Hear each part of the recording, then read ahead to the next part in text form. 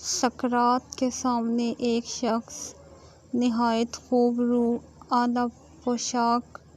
کمال حلیے میں سامنے آیا تو سقراط بولا، کچھ بولیے تاکہ آپ کی قابلیت معلوم ہو۔ ہمارے ارد گرد بھی کئی ایسے کردار موجود ہوتے ہیں جن کے پاس بڑی چمچماتی گاڑی، نہایت عالی شان مکان، اعلیٰ لباس اور خود کو ایک کمال حلیے میں ڈھالا ہوتا ہے جو کہ ان کے ظاہری جمال کو چار چاند لگا رہا ہوتا ہے، جس کو دیکھ کر ہر ایک شخص اس سے متاثر ہوتا ہے، لیکن یہ اس کا اصل تعارف نہیں بلکہ اکثر اوقات دھوکہ ہوتا ہے۔ خود کو ایک کردار میں ڈھالا ہوتا ہے تاکہ لوگ اس سے متاثر ہوں اور وہ اپنے مقاصد حاصل کر سکے۔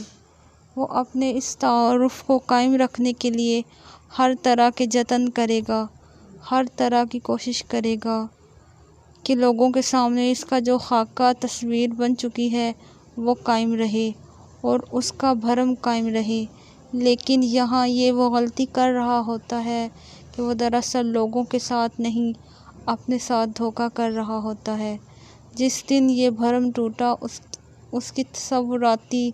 سلطنت پاش پاش ہو جائے گی۔ اس لیے انسان کو چاہیے کہ وہ اپنی شخصیت کو باہر سے سجانے کے بجائے اپنے اندر ایسی صلاحیتیں اور خوبیاں پیدا کرے جو اس کی شخصیت کے ساتھ دیر پا قائم رہیں اور اس کی معاشرے میں اصل عزت اور مقام دلوا سکیں